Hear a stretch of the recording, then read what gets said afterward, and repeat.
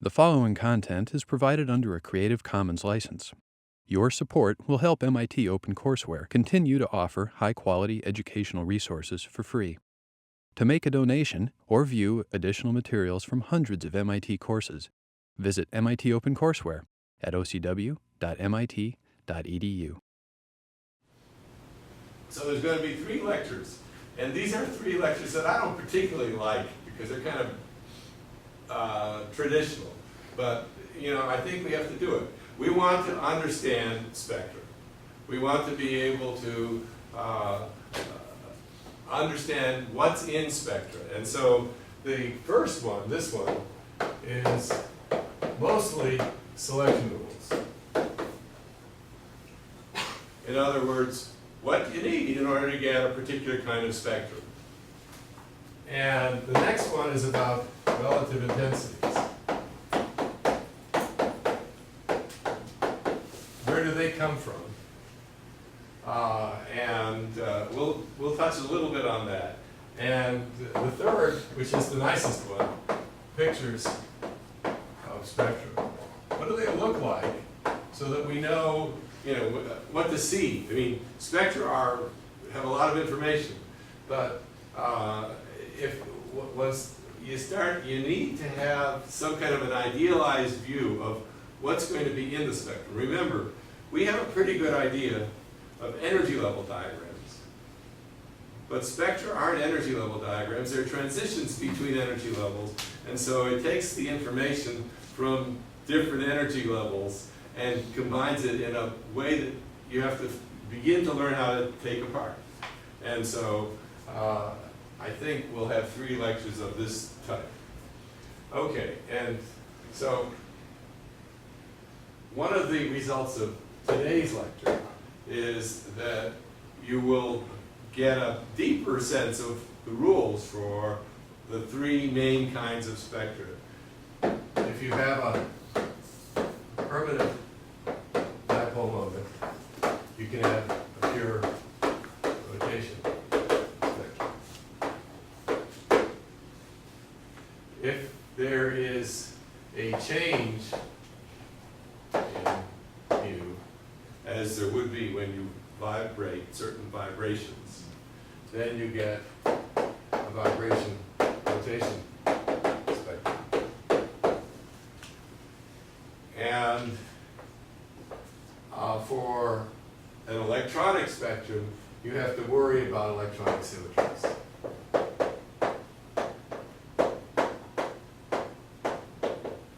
You're going to need there to be some electric dipole transition moment that's not 0. And the electronic symmetries will tell you when that's true. So here we have a permanent dipole moment, which is a dipole moment of a state, of an electronic state. And here we have, when the molecule vibrates, the dipole moment might change. And it turns out that that's what makes it possible to change the vibrational quantum number, and at the same time change the rotational quantum number. And if there is an non-zero electric dipole transition moment, then we can change vibration and rotation.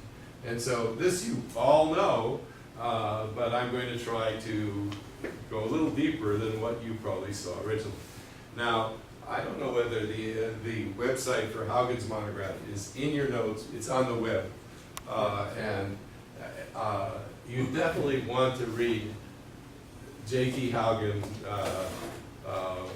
NBS monograph 115. It is a really, really beautiful introduction to the stuff you need to know about diatomic molecules. And you don't need it to hear it from me, you can just get it from him. Okay. So, we're concerned about a particular electronic property, which is the electric dipole moment. And so we have an electric dipole moment, which the operator is this thing, which is, or maybe I should, that's right.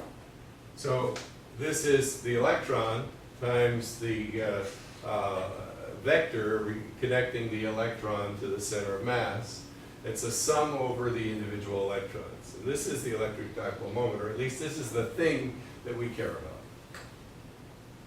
We tend to ignore the nuclei. The nuclei take care of themselves, and for rotation and vibration, I mean, you can show the nuclear contribution, but this is the more complicated thing, because the nuclei aren't doing much, but the electrons are somehow spread. So this is the operator, and we're going to want to, by integrating over the electronic coordinates, get some sort of an operator, initial, final, vector, r. So if we integrate over the electron coordinates, we convert this operator into a function of r, which may still be operating between vibrational or vibration rotation energy levels. So the first big step is the Born-Oppenheimer approximation takes us from an operator to the electronic coordinate, which is embarrassing, which is something we don't particularly want to deal with, is integrated away. And one of the things we do, because we've written the wave function as a product of these three factors, is that we integrate out various of the variables to reduce always to the thing we want. Okay, so that's one of the key building blocks. Another thing is that we have a molecule, and the molecule is rotating, doing stuff. And we have the laboratory where we are and where our detectors are and our lasers are. And so we want to know about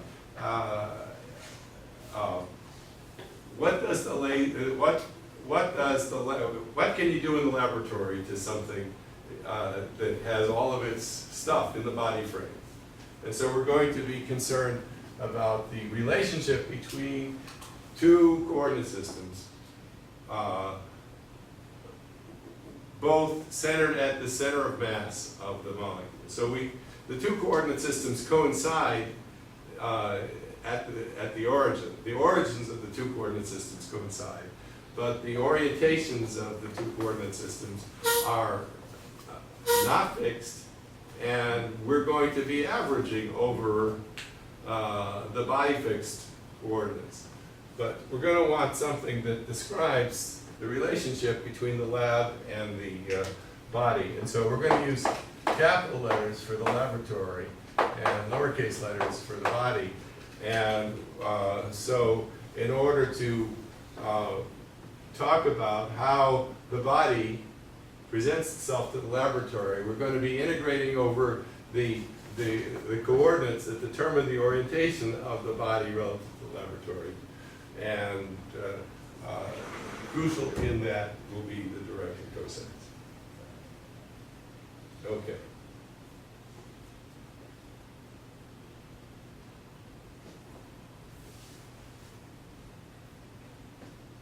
So, last time we had some kind of exact Hamiltonian, and we replaced it by a zero-order Hamiltonian and some kind of a perturbation term. And then we used perturbation theory to get the energy levels, the electronic vibration, rotation energy levels. So you sort of know about how to do this, or that it is something to do. And you also get wave functions, E, V, J. So you start out with a picture, a zero-order picture that involves the building blocks that you understand: rigid rotor,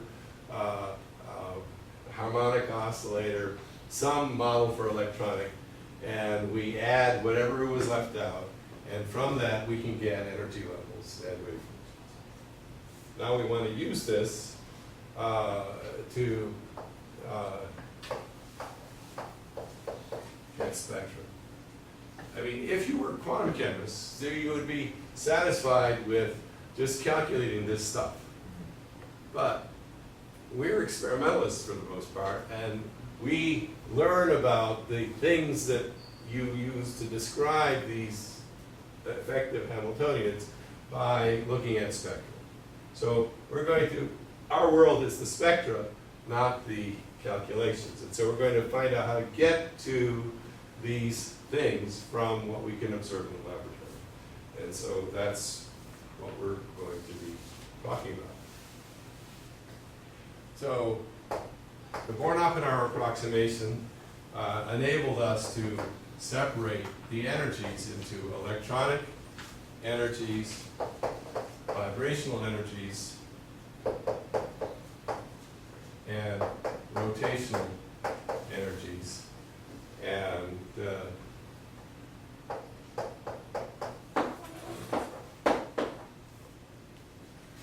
so this is the electronic transition operator, and we write this as a vector by a function of r. In the spirit of the Born-Oppenheimer approximation, the wave functions are parametrically dependent on r. So when we do this integral over r, little r, we still have some function of r. So this is now what's called the transition moment function, initial and final. It's a vector. It has 3 components. Okay, the next thing we want to do is we want to get rid of the theta phi, the orientation of the body relative to the laboratory. And so we have this dot product here, and we're going to write this in terms of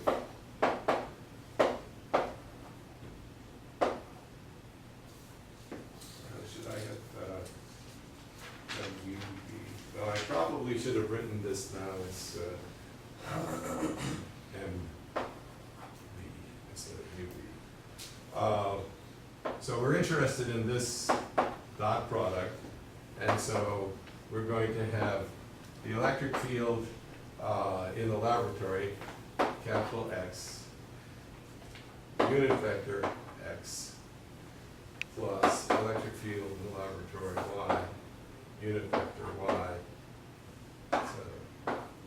And dotted into mx, little x, plus m, little y, y. Okay, so we have this dot product, and x,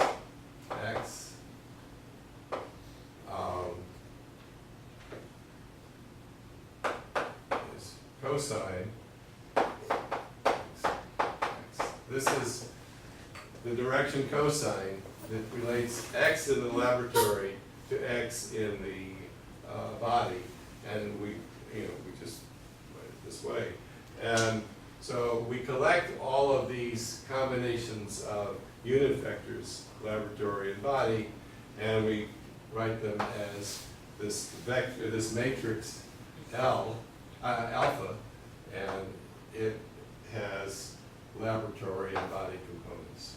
So we have, this is a 3x3 matrix that provides the transformation between the laboratory and the body. And it's a perfectly well-known object.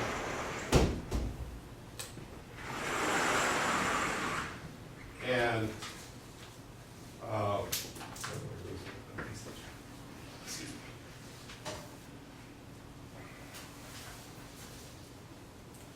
so this, you can write this matrix as some function of theta and phi, which are the orientation of the z-axis of the in the body frame relative to the laboratory. Okay, and so this is the direction cosine matrix. So these are x, y, and z. This is the transformation. These are body. So this matrix tells how you get from body fixed coordinates to laboratory fixed coordinates. And this is a function of theta and phi, the orientations of the z axis, the body fixed z axis relative to the x, y, z axes in the laboratory. And this is a trigonometric object which you could write down from what you already know, and I don't have room to write this here.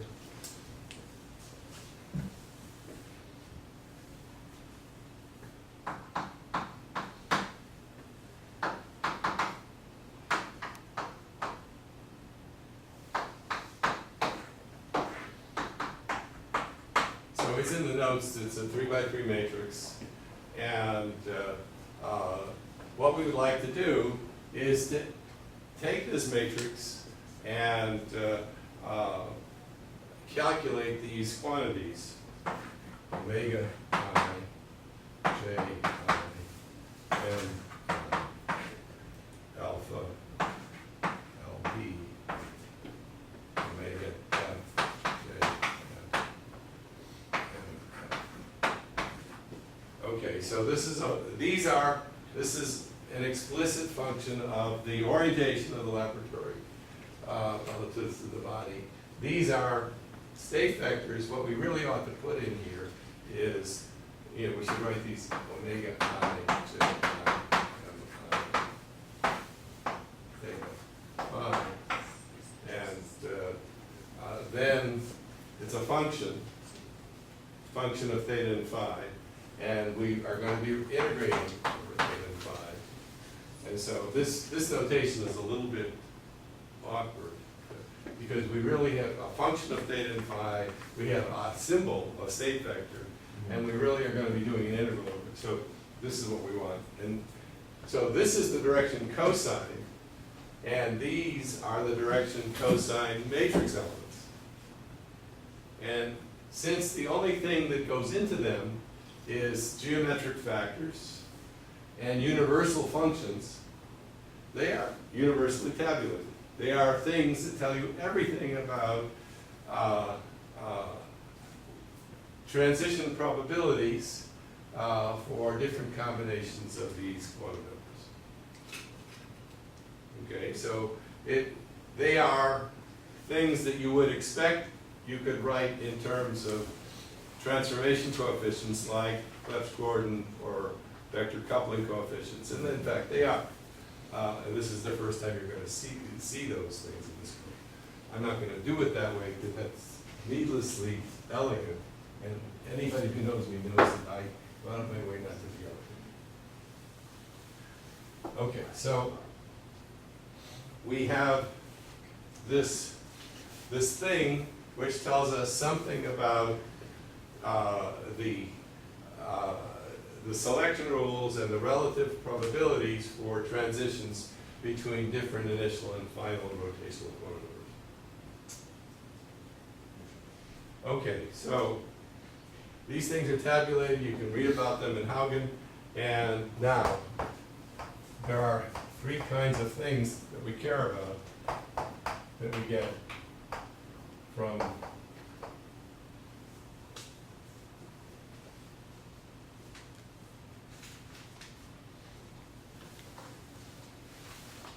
I didn't skip anything, or at least I didn't skip anything I didn't want to.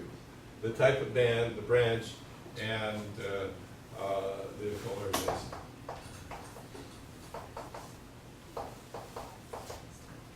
Okay, so the branch, how does J change? Well, first of all, we have a photon. We normally think of a photon as having an angular momentum of 1. Whether you believe that or not, it doesn't matter. I am going to use that idea. So a photon can transfer 1 unit of angular momentum, and so delta J can be 0 or plus or minus 1. And these direction cosine matrix elements have in them something that tells you the relative probabilities of for a change in J, 0 plus or minus 1. But you also have to tell it, well, how did omega change and how did M change? So the type of band has to do with delta omega being 0 or plus or minus 1. This is called parallel. This is called perpendicular.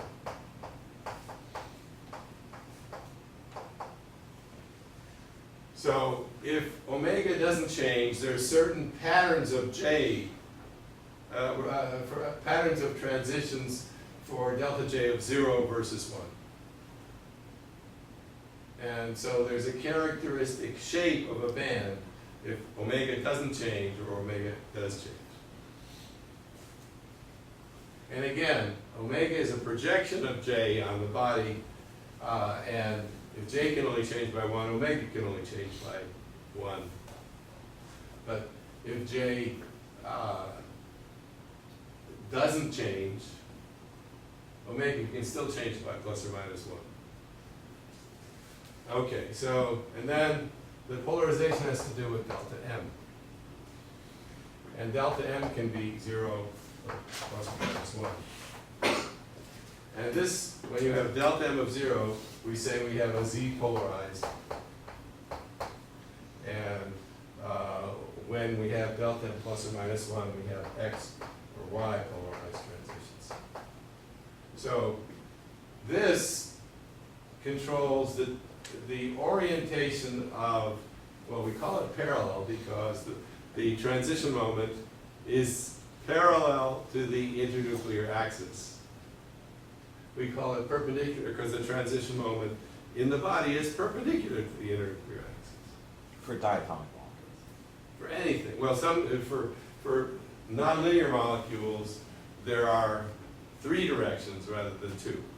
But for diatomic and linear polyatomics, we care about parallel and perpendicular. And this idea of parallel versus perpendicular, even for fairly complicated molecules, is very important because it carries with it a characteristic feature in the spectrum. For parallel type transitions, delta J of 0 is weak. Q branches are weak. These are called, delta J of 0 is called a Q branch. Delta J of plus or minus 1 is called P and R branches. So if you have a parallel type transition, you tend not to have Q branches. If you have a perpendicular transition, the Q branches are strongest. And so these are really, they jump out at you. These are features that you see in the spectrum and you say, oh my God, I can tell just by looking at it that it's a parallel or a perpendicular transition. So in nonlinear molecules, is it empirical that if you have weak Q branches, you call it parallel type? And if you have strong Q branches, you call it perpendicular type? Or is there a... There's a little bit more to it, but yes. I mean, you're almost always looking to see, you see, most molecules are near symmetric tops. And so one quantizes relative to the near symmetry axis.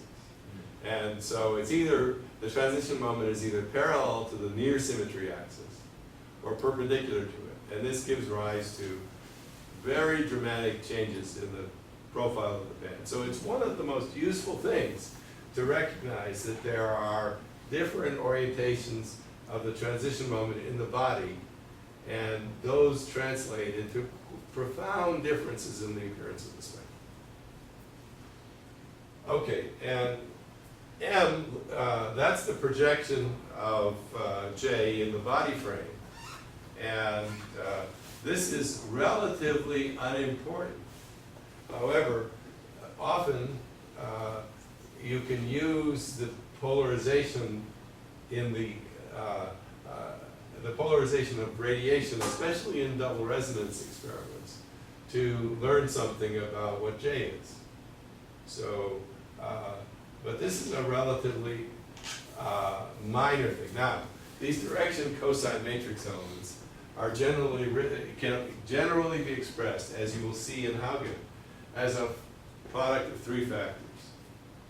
A factor that depends on J omega, or J initial, omega initial. So I'm going to use spectroscopic notation. So a factor that's J omega dependent, a factor that's J M dependent, and these 2 factors look the same. They're just, the symbols are different. And a factor that just in the denominator involves some power of J. Okay, so these direction cosine matrix elements are a product of three things, and generally you're interested in one or the other of these, and this is the. Okay, so, excuse me.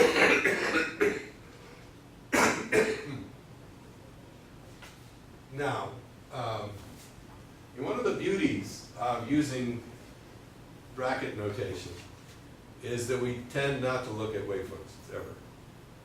We manipulate them as symbols, and that's usually okay. But sometimes there are hidden phase conventions that cause you to make usually a sign error, which often results in something which is supposed to be allowed being forbidden, and vice versa, or some kind of interference effect being constructive when it's supposed to be destructive.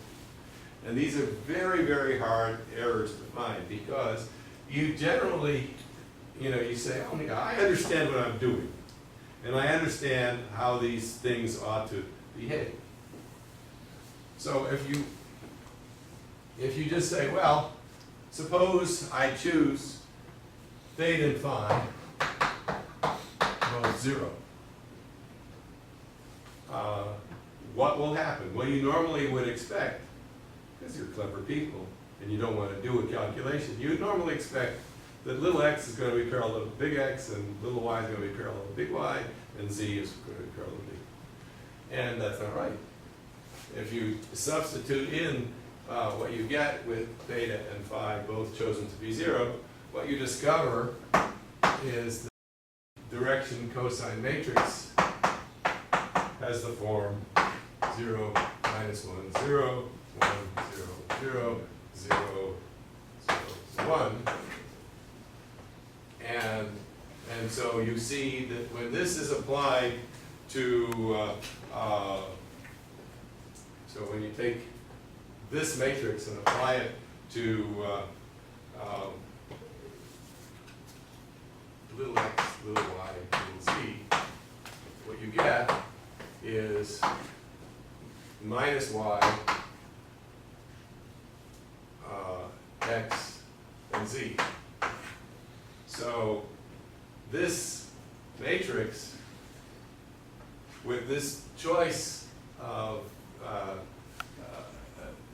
theta and phi, or this choice of phase, notice normally when you have two coordinate systems, to specify the orientation of one relative to the other, you have three angles. But we're just keeping track of the orientation of the z-axis relative to the laboratory frame. And for this choice, what we end up getting is that x goes into minus y, y goes into x. So there's an extra rotation by pi over 2 that you didn't expect. And this is that is a phase choice that can come back and burn you if you're not aware of it. And it turns out that the phase choice for direction cosines normally used by spectroscopists and by quantum chemists are different. And so you can't just continue manipulating the symbols without sometimes asking, well, what did they really do? And so this is one of those times. Okay. So do quantum chemists use a phase choice that sets it to 0, so there is no rotation? No, they choose this one. Okay, and spectroscopists? No rotation. Okay. Doesn't mean we're better or more moral or anything, but it turns out that this is a source of confusion. It does seem reasonable that you would make no rotation when the angles are coincident. And so what is that other Euler angle? It's the rotation about z. So you fix that. I didn't say anything about that Euler angle because we didn't think about it. But the spectroscopists and the quantum chemists choose that third Euler angle so that instead of having this ridiculous result, you get x, y, and z. And spectroscopists use that, and the quantum chemists use this. Okay. So where are we now?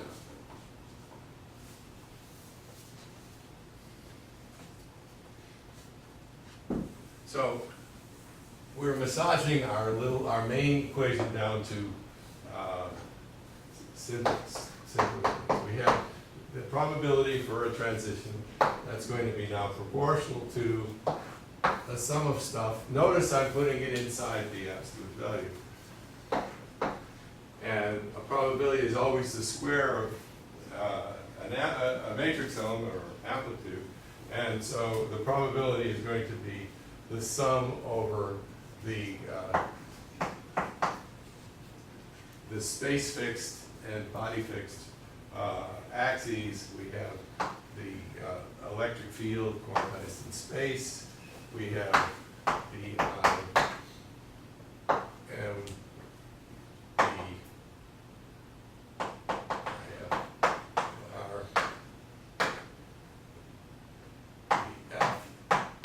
and this is integrated over R, and we have this omega, I can't write it here, omega I, J, I, N, I, alpha, S, B, space body,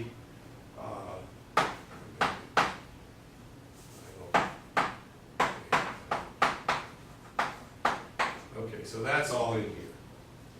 And so this contains everything. Now, it's set up to actually analyze the various cases.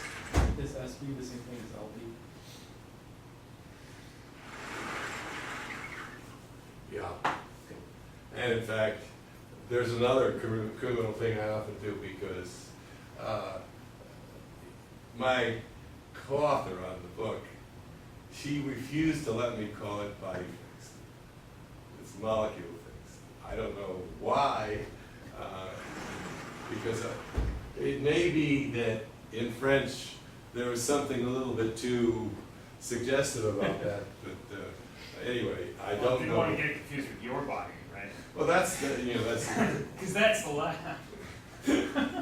So anyway, sorry about the notation. Okay, so now we have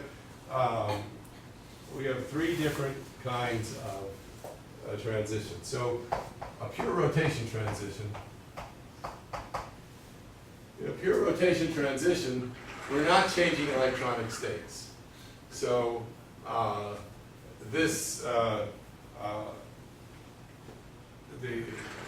for a pure rotation transition, the electronic states, I guess I have a notational problem.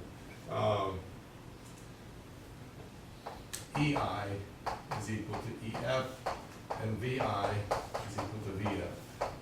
So there's no change in electronic and no change in the vibrational quantum numbers. And so what can we immediately say about the various terms here?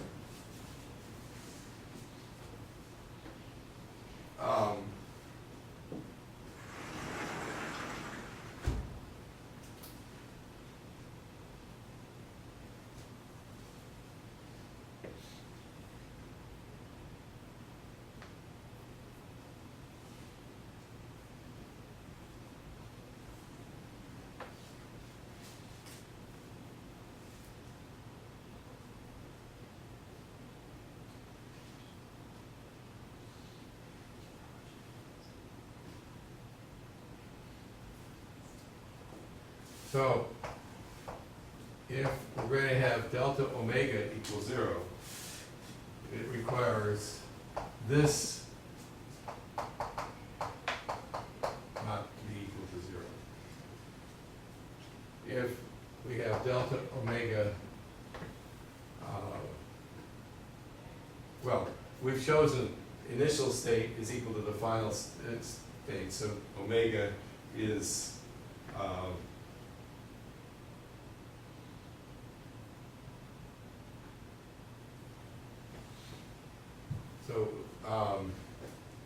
and this also requires that the mx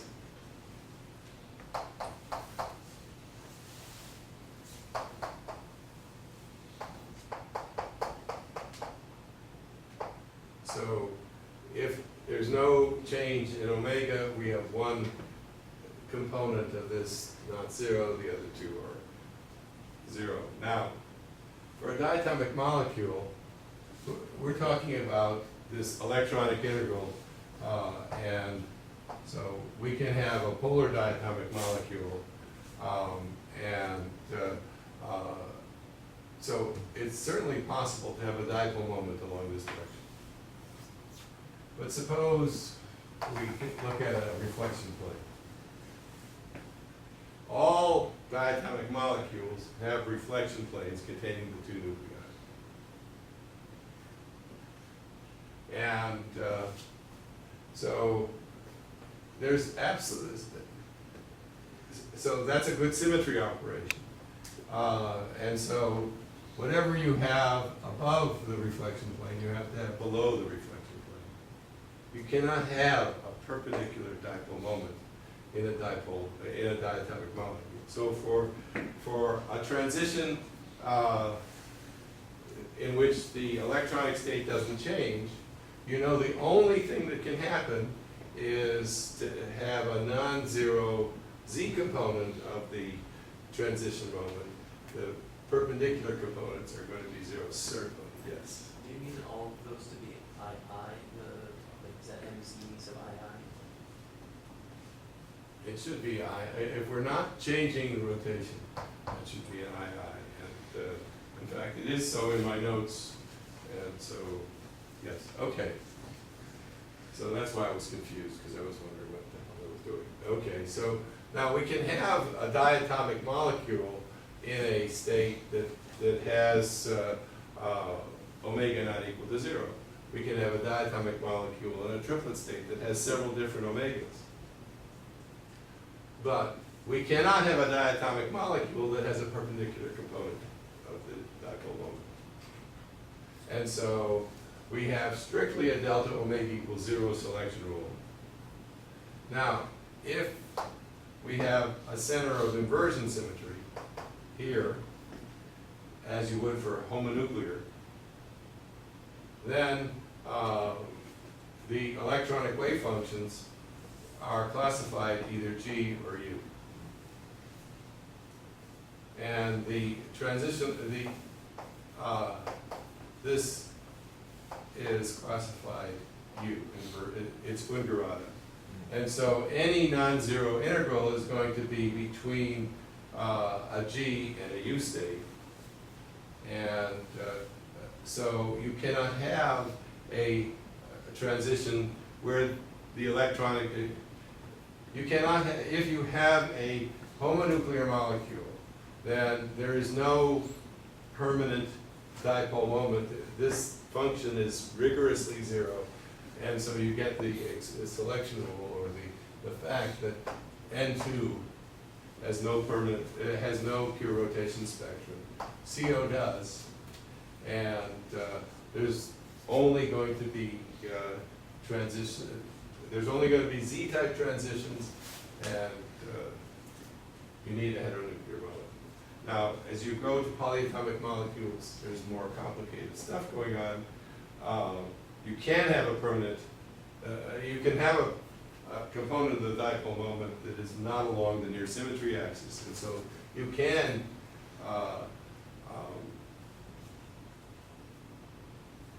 observe different kinds of pure rotation transition. So the pure rotation transition, where we've chosen the electronic state not to change and the vibrational state not to change, we have the requirement that there be a non-zero dipole moment, and there can only be one component of a non-zero dipole moment along the z-axis, and that means omega can't change. Okay. What else do I want to say? That wasn't very beautiful, but that's...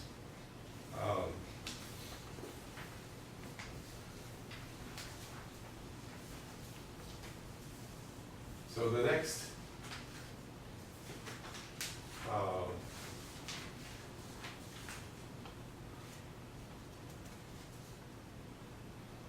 step is, well, suppose we want vibrations to change.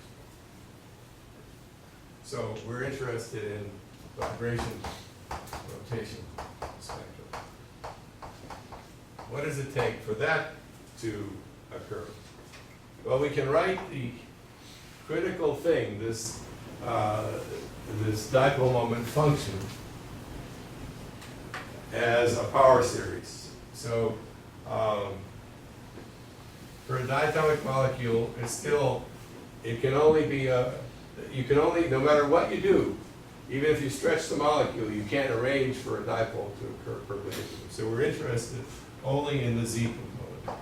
We're keeping the electronic state fixed. We want to know the R dependence. And so we write this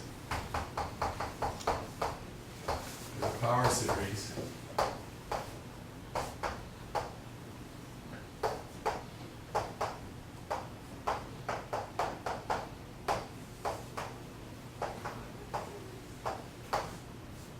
You can't have a dipole moment with an external field perpendicular to the internuclear axis due to some polarization. you can polarize the molecule, Yeah. but again, the molecule is free to rotate. Mhm. And so you apply an electric field, what is it going to do? Well, I mean, eventually it's going to rotate to a line, Right. or to minimize the energy and whatever. But certainly, if you impose an external field, you can spoil the isotropy. So the molecule is rotating, and it's not free to rotate. It's now rotating in a potential, and so there'll be splittings in the energy levels. You can make states of different cases. Yeah. Or different mix. So, but I have not applied an external field. I'm just asking, well, what will you observe with a weak field? Okay, so we have this, and this is the displacement for the harmonic oscillator, and we know that if we have matrix elements for harmonic oscillators, we know that the only non-zero ones are going to be ones that change v by plus or minus 1 from this term. And from this we have a selection rule delta v of 0 plus or minus 2. So we get the sense that if the dipole moment changes with r, that's what this is, well then you can change v by 1. And so you get a propensity rule which says for a vibration, if this dipole moment changes, I mean, you can have a vibration like in nitrogen, the dipole moment is 0 and stretching it doesn't do anything. In CO, the dipole moment at equilibrium is almost 0, but stretching it does change the dipole moment. So this thing is the thing that makes the transitions occur, and this is the main thing that enables you to change the quantum number. So this is how big, how probable, and this is yes or no. But this is a power series. It's not just two terms. I mean, this gave rise to pure rotation spectra. This gives rise to vibration rotation spectra. This gives rise to some weaker transitions, overtone transitions. And so this is not a selection rule. This is what you expect is for the vibrational modes where the dipole moment changes. And now I'm generalizing beyond diatomic molecules because it's a short step. That there will be transitions where that mode changes by 1.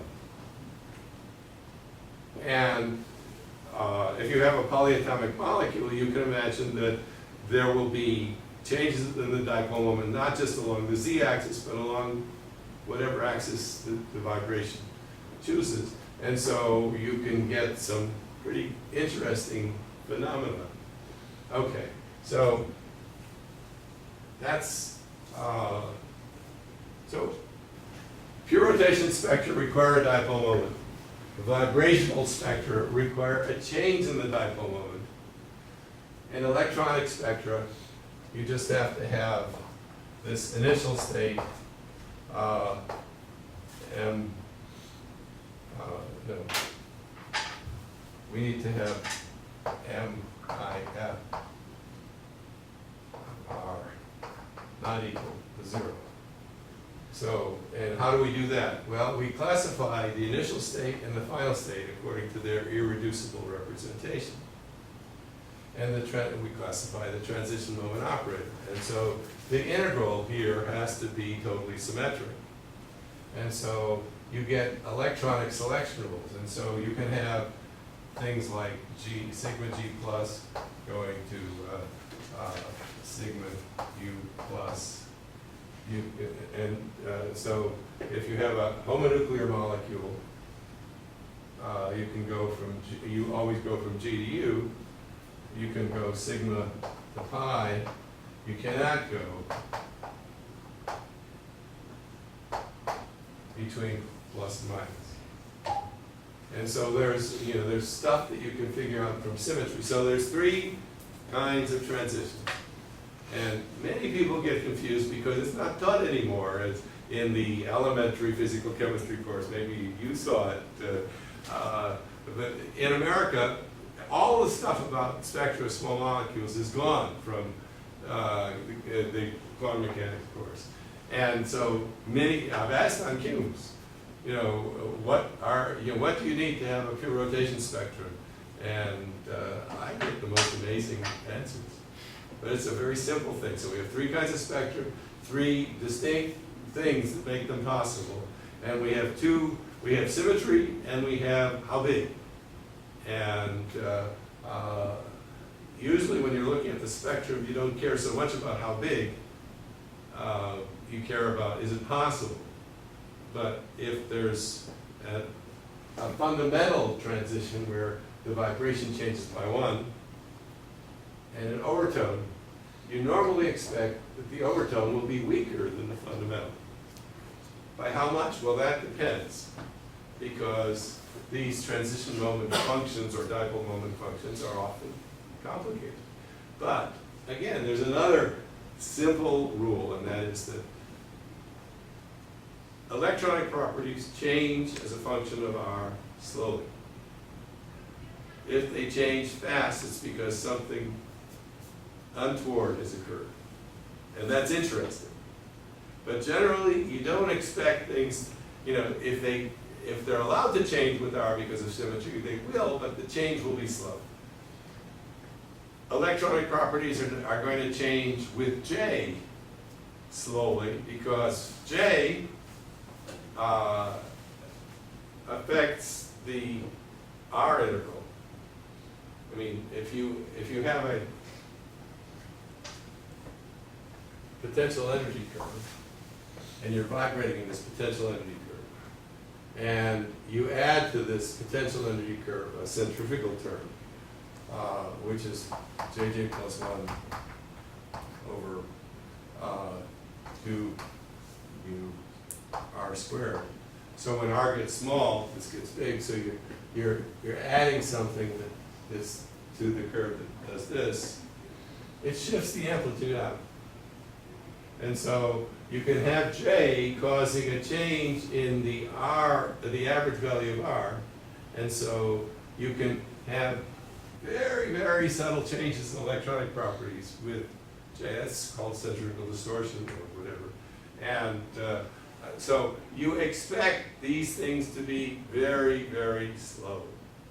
And you expect, what the sign of these things will be. And whenever it isn't that way, it's telling you that something special has occurred, that there has been an accidental degeneracy of 2 kinds of states, something that you had neglected, which results in something very interesting. And so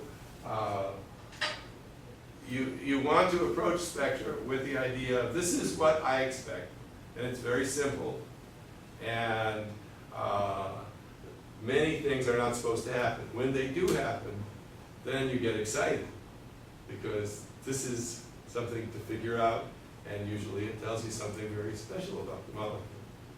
And so I think, well, in fact, I've actually talked a little too long, so I will continue with this tomorrow, and I think the main subject will have to do with what goes into compound activity. Can I ask 2 quick questions? No. One is something I'm confused about. You said that even when delta J equals 0, delta omega can change. But delta omega is just a projection of J on the z-axis. Yeah, but suppose you're going from J equals 10 to J equals 10. Mhm. So J can have a projection on the body axis, and there's no reason why the projection can or cannot change. The change in the projection photonumber has to do with symmetry.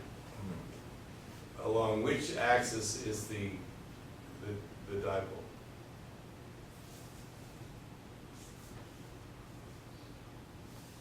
Oh, I see. I see. So, I mean, normally you think if J Okay. doesn't change, Yeah. well, you're going J equals 0 to J equals 0, and of course, well, omega is 0 in both cases because omega has to be.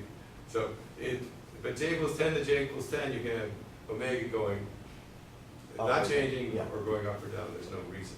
Okay. The other question I had was a little bit weirder.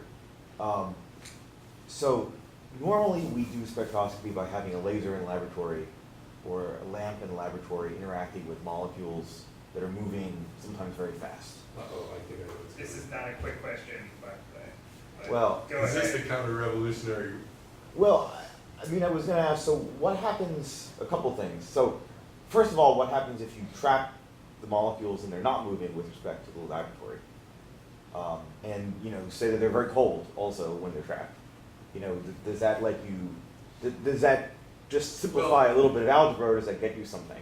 Well, if the molecules are free to rotate, then there's nothing different.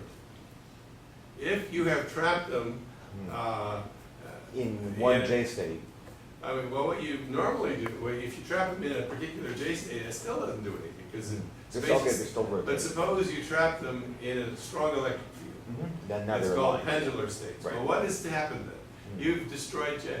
Mhm. So you have a molecule now that's oriented in a laboratory because you applied a strong enough field, and that field achieved that by saying, okay, I'm mixing states of different J's. Mhm. J is what makes it be able to move. If J is destroyed, then you can say it's projected. It has a projection that doesn't average to 0 in the limit.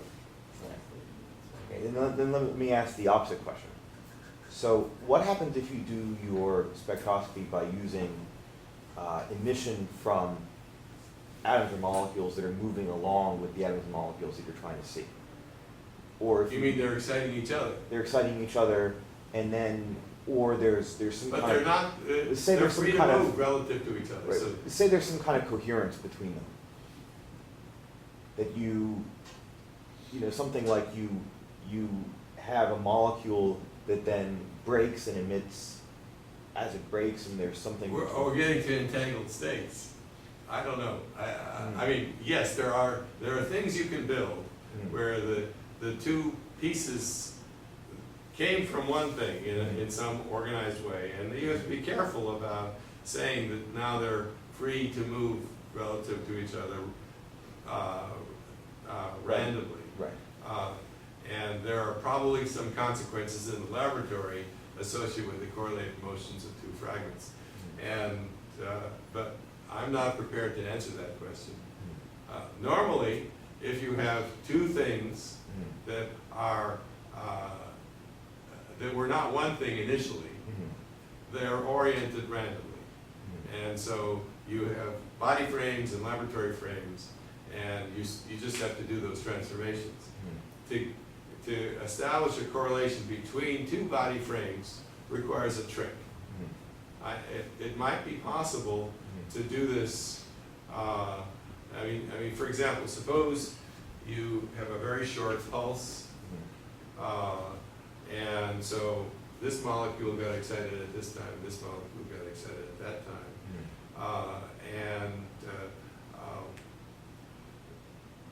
the molecules that got excited had their J's oriented in a way that is preferentially, so that you have some selection on the orientations of the body frames, these two things. There's probably Right. some, I mean, what if one is an ion that's out of round and something else is coming into the ion and then they're interacting for some time, close to each other? Because then well, you don't I have think an that external. this is something that you should think about. And it's certainly an active area of, you know, when do you observe correlations between particles, and when does the independent nature of the particles wash out any correlation? What do you have to do to create a coherence that can be detected in the laboratory? I mean, often you can create some kind of coherence or correlation, but sometimes there is no observation you can make that doesn't destroy that. But, you know, it's a very useful way of thinking, okay, I want to create some correlation somehow, and then I want to read that so that I can see how that evolves. And there are some very beautiful studies you create with multiple photon, multiple steps of excitation, things called alignment and orientation and higher multiple moments. And so you've created something, and then you have to read those things, and the relaxations of the alignments of the orientation tell you something about the tensor components of the interactions between molecules.